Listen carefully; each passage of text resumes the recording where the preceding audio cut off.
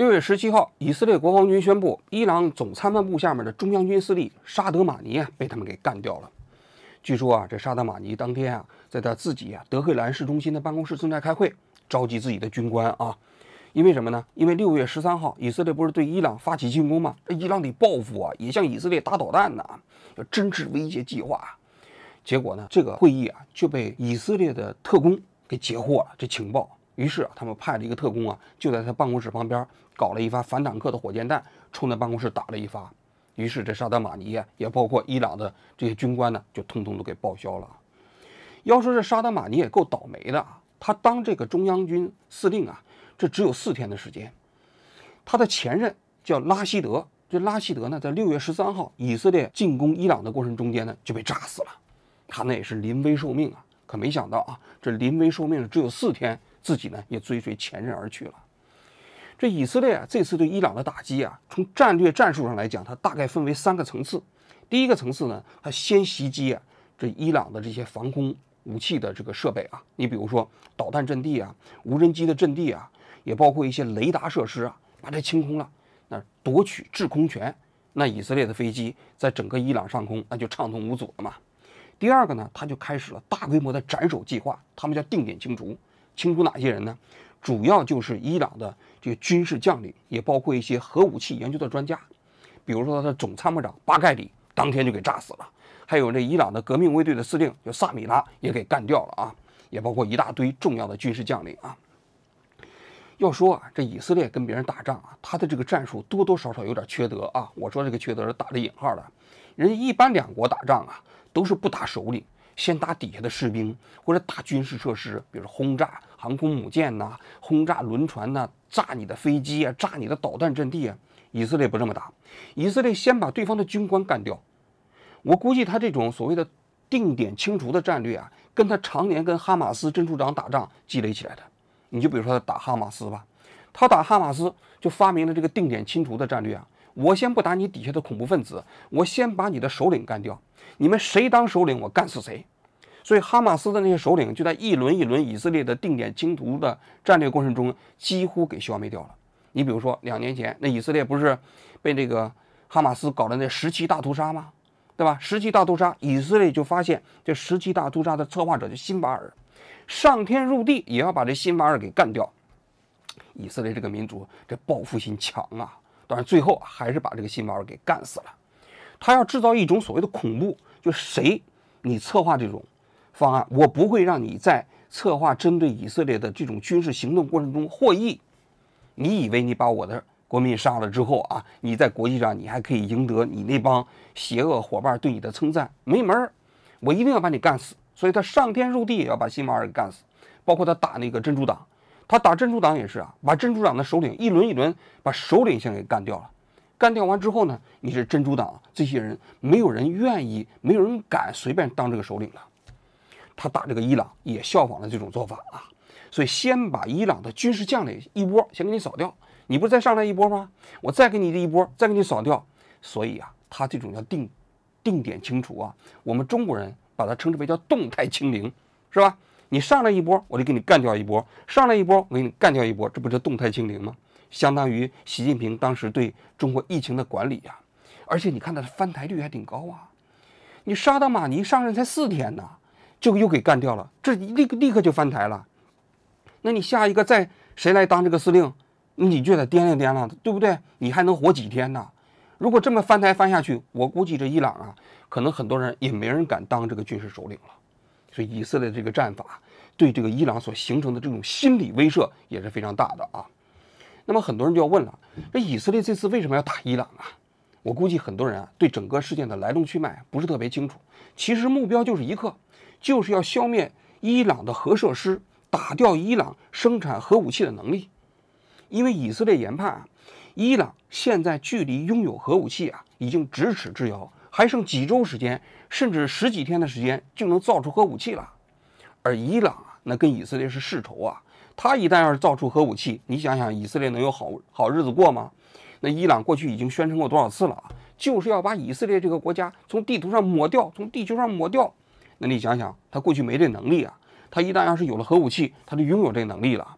所以对于以色列来说，绝对不能让伊朗拥有核武器。所以这一次啊，以色列打伊朗就是这一个目标，要彻底打掉伊朗拥有制造核武器的能力。我们今天啊，就围绕着这场战争讲一讲伊核问题的来龙去脉啊。其实关于核武器的问题啊，大家都知道，最早那是美国人发明的嘛。二战结束前夕，是不是搞出来了原子弹？这原子弹当时它其实啊，这个纳粹德国也在搞。美国当时搞原子弹的时候，也是怕纳粹德国先搞出来。那纳粹德国如果是研究出来核武器啊，那整个二战的结局都不好讲了。那美国搞出来核武器之后呢，大家都知道，在日本的广岛和长崎各扔了一发，直接结束了这个第二次世界大战。当时这2颗原子弹爆炸之后，苏联看在眼里，也是怕在心里呀。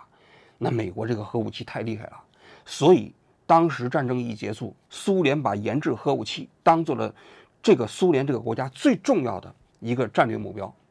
那没几年就搞出来了，那么搞出了原子弹，后来呢又搞出了氢弹啊。那美苏这2个国家就陷入到冷战嘛。冷战过程中间，你想想，苏联如果没有核武器，美国有核武器，那苏联都感觉到不安全嘛。紧随其后，英国和法国也有了核武器。当时中国在1949年是吧，把这个国民党赶走了之后啊，跟苏联关系好了，苏联就悄悄地支持中国开始搞核武器。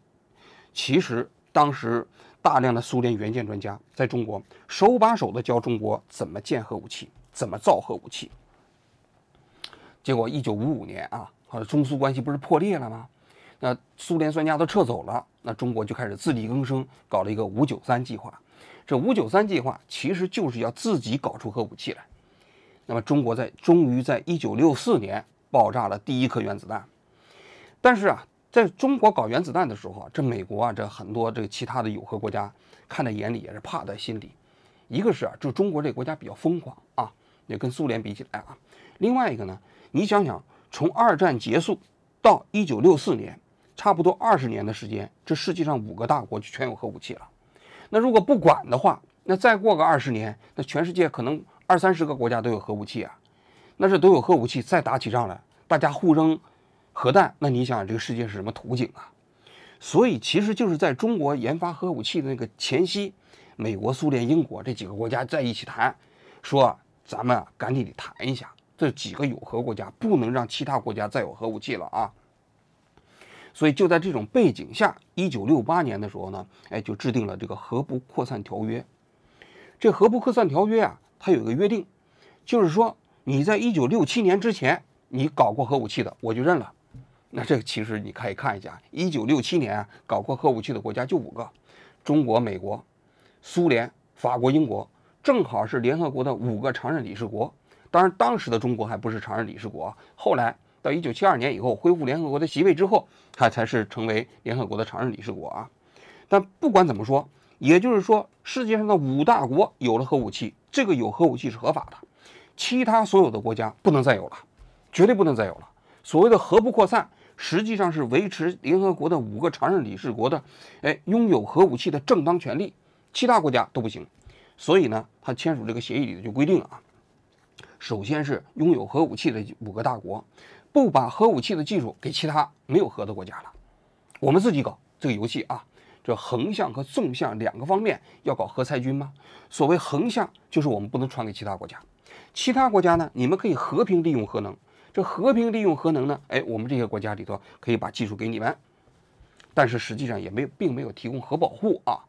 比如说这5个国家也并没有承诺说我对其他国家就不使用核武器，是吧？实际上后来有这个补充条款，但这个条款实际上到现在都没生效。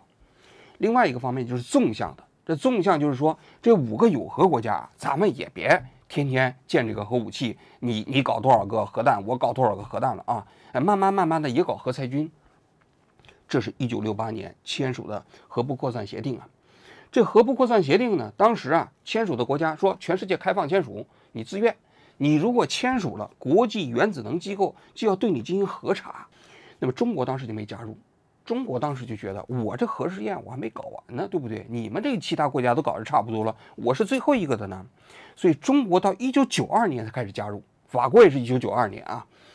为什么呢？就是在1992年之后啊，中国你看基本也不搞核试验了。在1992年之前，中国也把该做的核试验都做完了。所以呢，在1992年加入了核不扩散协议。但是啊，这核不扩散协议啊，在全世界范围内到现在为止啊，已经有190多个国家签署了，但有那么几个国家就没签署，一个是印度，一个是巴基斯坦，一个是以色列，还有非洲有一个这个不太认识的国家啊。这几个国家不愿意签署啊，说白了就自己想搞核武器嘛。印度就说了，印度说你们这几个核大国，你们搞核武器了，那我们就不能搞吗？那没有这个道理啊，我也是大国啊。所以印度坚持搞核武器。但是后来啊，他因为要搞，那巴基斯坦也要搞啊。那巴基斯坦说，那印度你搞了核武器，那我还能活吗？所以印度和巴基斯坦后来都先后成为了拥有核武器的国家啊。那么以色列呢是一个非常特殊的，他不参加核不扩散条约，他自己呢既不承认他自己有核武器，也不否认。实际上，国际社会上公认，以色列在6日战争的时候已经生产出核弹了。他这个核弹，据说以色列还制定过一个什么末日计划，说如果有一天以色列啊要被阿拉伯国家联合灭了，在灭国之前，他要把这核武器全打出去，要保持战略威慑啊。因为以色列周围不都是阿拉伯国家吗？而以色列有核武器，据说也得到了美国的默认。那么这是你想想，这是8个这个有核国家了，加上联合国啊。那么在这8个国家之外，还有几个国家不遗余力的想拥有核武器，一个是朝鲜，一个就是伊朗。你想想，朝鲜也是啊，2战之后啊，后来这个国际形势都发生变化了。你想想，苏联也不要它了，解体了，中国其实跟朝鲜关系也不行了。他要想生存，他怎么办？他打再跟美国打，现在早就不行了，跟南朝鲜打肯定就不行了。他一门心思想搞核武器。另外一个就是这个伊朗，这伊朗搞核武器呢，实际上也挺有意思的啊。他上个世纪啊，在1979年之前，伊朗呢是一个世俗国家，巴列维王朝啊。那个时候呢，他当时在国际社会的援助之下，建了很多核电站，美国呀、法国都给他援助啊。核电站是可以提取核武器生产的非常关键的这个元素的。你比如环实际上就是核电站生产的副产品来提取的嘛。当时的巴列维王朝其实也没想搞核武器，结果呢，这无巧不巧，在上个世纪1979年，这巴列维王朝啊就被这个霍梅尼领导的伊斯兰革命给推翻了。这霍梅尼推翻了巴列维王朝之后，在伊朗就建起来了一个神权政权，就是说，霍梅尼既是宗教领袖，同时也是这个政府首脑啊。这神权政权不得了啊，非常极端呐。他就宣布美国是全世界最大的这魔鬼国家，这以色列就不应该在世界上存在，极端反美，也极端反对以色列。所以你想想，他的政治立场一下子就变成了一个非常极端的宗教国家。那他原先不是有底子吗？这底子是什么？就是有很多核电站所留下来的一个核技术为基础。刚开始这霍梅尼就说了啊，这核武器啊跟伊斯兰的教育好像是有点冲突，我们不搞啊。但是到了1989年，他就开始秘密重启核武器的生产计划，因为他觉得这核武器好啊，拥有核武器之后，那可以形成战略威慑啊。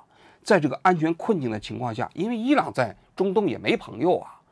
那他周围的那些阿拉伯国家跟他都是世仇，以色列也跟他是世仇啊，他还想建立整个伊朗的全球影响力啊，那什么东西最有效？那就是核武器啊，所以他就悄悄咪咪的开始搞核武器的研发了。据说啊，俄罗斯在上个世纪90年代还帮他搞了一些技术，那咱就不知道是真是假了啊。那么他搞这核武器一开始是极其秘密的，但是到了2002年。这当时伊朗不是有一些流亡的巴列维的那些反对派吗？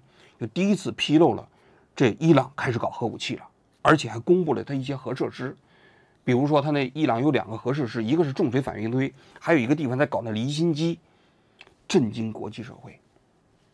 大家这里我给大家补充一个信息啊，其实造核武器啊，原理上科学原理上早就开源了啊，其实蛮简单的，并不复杂。造核武器其实主要是技术层面上比较难，这技术层面上比较难呢，主要有几个方面。首先，第一个方面就是你提取浓缩铀，这铀啊这个元素啊，在自然界啊它的含量比较低，还有一个它是个放射性的嘛。再有一个，这你提取这个铀矿过程中的铀啊，它是铀235和铀238，它复合在一起。但是你要造核武器啊，只有这个235才有用，238没有用。所以呢，你首先要把这235和238把它分离出来，分离出来之后呢，你这个铀235浓度达到了90%以上才能生产核武器，这个不容易啊，因为这两种化学元素啊，它其实化学的性质非常像，你只能通过物理的方式，在国际上通行的方式就是通过离心机，你用离心机利用它那个好像是那一点点的那个物理性质的不同，一级一级串联在一起，使得你这个铀的那个浓度越来越高，最后复合到了90%这个浓度啊，你才能生产这个核武器原子弹。环呢，那是靠重水反应堆，你就是这个核电站的副产品，最后呢要加工变成这个环啊。所以当时啊，这个伊朗的反对派把这个信息放到国际上以后啊，国际社会就被震惊了，因为伊朗曾经签署了核不扩散协定啊，他其实是承诺自己不搞核武器的。那当时呢，国际社会就找伊朗啊，都说你怎么搞的，对不对？你这个你不能搞核武器啊。那美国和国际原子能机构就开始跟这个伊朗去谈，对伊朗施加压力，对他进行制裁啊。这东西啊，打谈呢，一直搞到了2015年。那么呢，伊朗就跟这世界上5个大国，就中国、俄罗斯、法国、英国，也包括这个美国，再加德国，就共同签署了伊核协议。这个伊核协议啊，这个当时就规定，这伊朗啊，你呀可以搞和平的铀开发，比如说你的铀的浓缩的浓度啊，只能到3.67，不能再高了。3.67的这个铀的浓度啊，你可以用来核电站，你核电站你搞的燃烧棒没有问题，但是这个浓度啊，你没办法生产核武器。另外，你的浓缩铀啊，你自己的储备最高只有300公斤，不能再高了。而且这个有效期呢是15年，规定了双方这么一个条件啊。然后美国呢，根据这样的一个条件呢，就解除了伊朗的一些核制裁，美元被冻结了嘛，就还给他了，还给了他据说几十亿美金啊。那么伊朗这个核协议啊，这以色列当时是非常不满的，他认为啊，这个伊朗啊，不管你签署什么协议，这个国家签协议你不能信，他就是要搞核武器，他都骗你们的，他就是跟你们搞这个所谓的这个协议，他其实没有任何公信力。当然，以色列啊，我觉得这个说法是有点道理的。其实朝鲜和伊朗这2个国家，它是没有任何国际公信力的。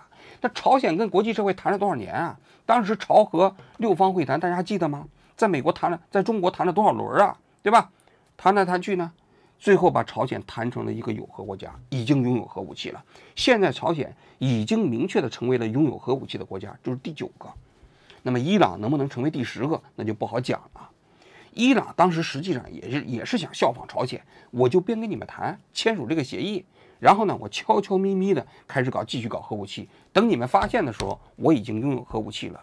木已成舟，生米煮成熟饭，你没办法，你得承认吧，对吧？这回以色列不敢啊，以色列不干了。以色列想，这伊朗如果真要是有了核武器，你们国际社会可能只是说这影响到了核扩散，对我来说这是生死存亡啊。所以在2018年的时候，这以色列就策划了一个行动，什么行动呢？就去到伊朗啊去偷档案。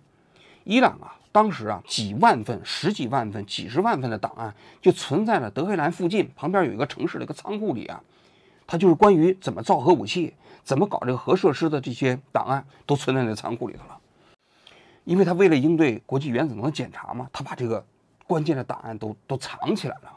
这个情报就被这个以色列的摩萨德给发现了，发现了呢，他们当时就不遗余力的要把这些文件给偷走。为什么要偷走呢？他不能就是说只是拷贝过来，一定要把这个原始资料拿走。拿走了之后呢，要向国际社会公布。最主要的是说服美国，说服美国退出这个伊核协议。因为你要说服美国的话，就得证明伊朗实际上根本就没打算执行这个协议嘛。以色列为了偷这些文件，可下了血本了。他们在沙漠里就建了一个专门这个伊朗的仓库，1比1的。建完之后呢，就模拟怎么去到这个仓库里去偷，然后呢，把这情报搞清楚了。就在2018年的这1、2月份啊，这摩萨德的特工午夜的时间开着车就开到这个仓库门口了，把这个门打开之后啊，就把那个几十个保险柜的门全给弄开了。弄开了之后，就把10万份这伊朗的核武器的这些绝密文件全部拉着个卡车给运走了。这些文件加起来有半吨重，除了有纸质文件以外，还有一些什么光盘呐、等等啊。当时啊，这个伊朗在全国范围内开始搜查，搜查来搜查去也没搜查到，以色列就把这些文件通过阿塞拜疆运回到了以色列。运回到以色列之后呢，就对这些文件进行解读啊，就把这文件分享给了美国，分享给德国。你看，伊朗其实根本没打算就是终止核计划。就在这个文件里啊，这伊朗就讲，就怎么逃避这个国际原子能对他们的核查，怎么欺骗这些美国这个国家，怎么利用这个伊核协议啊，伪造起来之后呢，他悄悄咪咪的搞核武器。那么这个文件没公布之后，那美国就生气了。当时2018年的特朗普当时是美国总统嘛，就宣布退出了伊核协议，由此也改变了对伊朗的核政策，就开始对伊朗进行高压，就继续进行制裁，而且呢不停的跟伊朗说你要再搞核武器，我警告你啊，我有可能收拾你啊。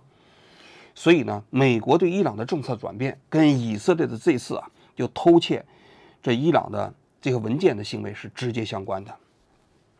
那么这个搞完了之后呢，那伊朗呢就说，你既然这么搞，我就退出伊核协议了，我也退出了。我退出了之后，那你不要管我了。那伊朗就开始加班加点的开始搞离心机，他那什么福尔多那个地方啊，地下堡垒里头啊，就开始搞大量的离心机。这离心机啊要一级一级的串联，就在地下90米的工事里头啊，就把这个离心机一级级串联起来，就开始生产浓缩铀。这是2020年，从2020年到现在。今年2月份啊，国际原子能机构啊对这个伊朗的核设施又进行了一次这个检查。这次检查的报告啊，在国际原子能机构的网站上都有中文的，大家有兴趣可以看一下啊。这个报告啊，其实有一个特别核心的数据，我给大家讲一下啊。他就讲到了啊，他说伊朗啊，就现在呢有多少浓缩铀呢？他说有8294公斤。你想想。当时的伊核协议规定，它只能储存300公斤，但是现在已经有8294公斤了，是当时规定上限的几十倍。而且啊，在这8294公斤里面的铀235的含量占到60%的这个铀呢，有274公斤。更可怕的是啊，这274公斤的60%风度铀的这个储存呢，比上一个季度一下子就增加了92.5公斤。那也就说明什么？那就说明，其实现在伊朗在这个浓缩铀这个技术这方面已经非常成熟了，也就是说，它的浓缩铀的这个生产能力也非常大幅提高了。你想，一个季度就生产了92.5公斤的60%风度的铀235啊，而从这个60%的铀235，再把它浓缩到90%，就进入到武器门槛了啊。这个能力其实它已经完全具备了。据说有那么2-3个月的时间，就完全可以把这个60%风度的铀235直接加工到90%，到了90%就随随便便可以生产核弹了。所以啊，这国际原子能机构啊还专门提到，他说现在伊朗是全世界唯一一个没有核武器的国家，又在持续生产60%风度铀235的国家，而且呢，伊朗对它拥有的这个浓缩铀没有解释它的正当用途，因为这些浓缩铀啊，如果你只是和平用法，就是你比如说你用于就是这个核电站的发电，根本不需要这么高的浓度，只有一个这个用途啊需要这么高的浓度，就是生产原子弹。所以毫无疑问，伊朗生产60%风度的铀235，目的只有一个，就是尽快拥有核武器。所以以色列在这种情况下研判呢，如果这个时候再不采取措施的话，最快2周，最慢2个月，伊朗就可以拥有世界上的核武器，成为世界上第10个拥有核武器的国家。就在这种背景下，这以色列就下定决心准备对伊朗动手，等不了了，说一定要把他的核设施全部打掉。所以在6月13号这一天，以色列发动了对伊朗的全面打击。那以色列啊，现在对伊朗这次打击啊，从现在的战果来看还是比较成功的。首先，伊朗的这个防空体系基本上已经被以色列给干掉了啊，然后这些军事将领也包括这个核武器研发的专家也都收拾的差不多了啊。下一步他可能就是准备去收拾这个伊朗的这些核设施。对于以色列来说，这次打伊朗啊，最重要的目标就是把伊朗的所有的核设施，包括伊朗生产核武器的这些所有的这个核能力全部干掉，这是他的终极目标。如果没有达到这个目标，他不会停止的。这个目标呢，应该说它现在才刚刚开始，因为前2轮嘛，它是清空嘛，搞这个防空武器啊，然后消灭这个伊朗的这些军事将领嘛，下一步他就准备对这些核设施进行动手了啊。这核设施呢，现在也有人分析了啊，没有美国的下场，以色列不一定能够完全做得到。你就比如说那福尔多那个城市里头，它的那个地下的核工厂，就是那个离心机啊，生产这个铀235的浓缩铀的设备啊，在地下90米。据说啊，那上面都是花岗岩呐，一般的炸弹拿它没办法。但是只有一种武器，就美国现在有一种钻地炸弹，这个钻地炸弹过去没用过，一颗炸弹就13.5吨重啊，由那 B-2飞机运过去啊，扔下去。这个炸弹呢，它很厉害啊，它可以钻到地下60-70米深，然后判断一个最重要的位置，咣给你炸了。据说是只有美国这个炸弹才能炸毁这个福尔多的地下工厂。但是以色列啊，我听说的消息啊，人家说了，他说没有美国的支持，他们也能把这个工厂干掉。所以大家下一步可以看一下，以色列怎么一个一个干掉伊朗的这些核工厂、核设施啊。我觉得以色列绝对是不达目的誓不罢休啊。那紧接着我们就来讲一讲啊，怎么看以色列这次对伊朗的这次外科手术式的打击啊。我个人认为啊，这个伊朗这个国家真的是不能拥有核武器。因为这世界上这5大国拥有核武器啊，这实际上是一个现实选择。你说它公平不公平？肯定是不公平啊。那就是为什么只有这5个大国可以有，其他的国家不能有呢？因为这5个大国就是联合国的常任理事国嘛，你这小的国家就是不能有。实际上，这是国际社会现在的现实体制决定的。如果每个国家都有了核武器，这个世界上啊，可能不但没有公平，甚至大家也就没有存在的安全的这样的一个庇护机制了。所以核不可算的条约的这个前提条件，就是除了这5大国，其他国家你都不能有。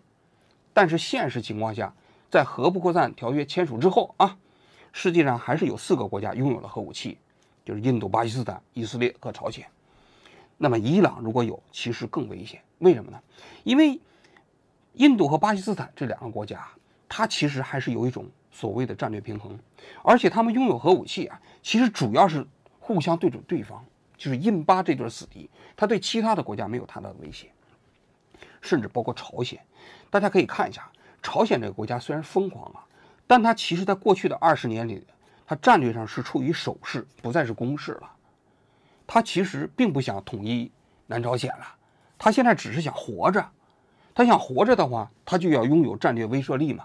所以他拥有核武器，现在北朝鲜也不太可能去主动袭击其他的国家。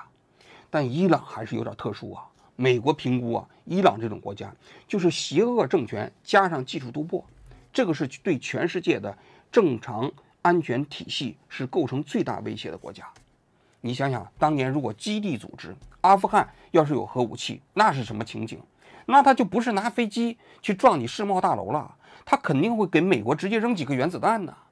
所以在这个世界上，这所有的国家里面，其实危险等级最高的就是类似于像伊朗这种国家，它没有什么理性啊。所以伊朗不能有核武器，我个人觉得应该成为国际共识。那么紧接着就是说，伊核协议也包括奥巴马他们时代搞的这种国际谈判呢，对伊朗这个国家确实无效。实际上，对于朝鲜来讲，对于伊朗来讲，他其实拼命的不惜一切代价，就是要搞核武器。在这种情况下，如果你跟他通过谈判来解决，他只能会以拖待变。朝鲜就是现实的例子啊。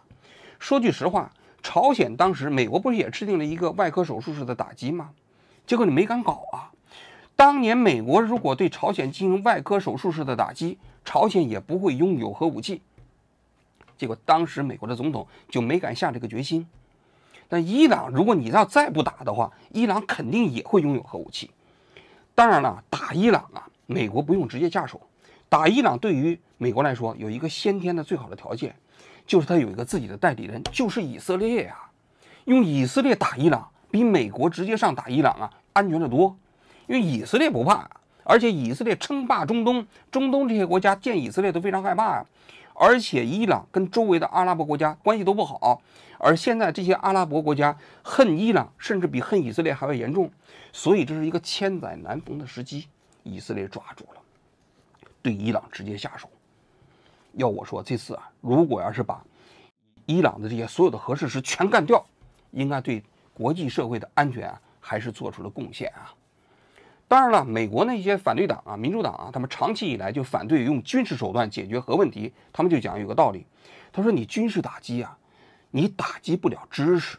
言下之意，如果伊朗这种国家拥有了造核武器的知识，你把它炸完了，它回头再造呢，对吧？回头再造，你还能再炸吗？说的有一定的道理。但是啊，伊朗要再造出来，我估计还得20年的时间。20年之后，可能以色列再去轰炸一轮，它可能又没了嘛。所以啊，其实这里头啊，不仅仅是知识，还有什么呢？还有国力，还有什么呢？还有技术。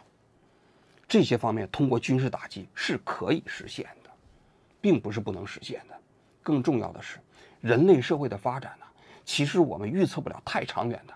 你比如说100年以后什么样，我觉得根本预测不了。能够维持目前的30年、50年的和平稳定的秩序就已经很了不起了。至于你说长远上来讲，你说未来人类社会啊，现在除了5大国拥有核武器，4个国家有核武器，未来还会不会有更多的国家有核武器？我自己是蛮悲观的，可能还会有，最终还会有不同的国家会突破核门槛，成为有核国家。但是就目前来讲，通过打击伊朗这种国家拥有核武器，至少可以解决现实存在的问题。我们解决不了未来的问题，总要先解决现实层面的问题吧。所以啊，从我个人角度来讲，我是完全支持以色列去打伊朗的。伊朗这种国家就是不能拥有核武器。好了，我今天就讲到这里，谢谢各位。习近平14号下午在人民大会堂北大厅举行仪式，欢迎伊朗伊斯兰共和国总统赛义德·易卜拉欣·莱西对我国进行国事访问。习近平主席在人民大会堂同莱西总统举行会谈。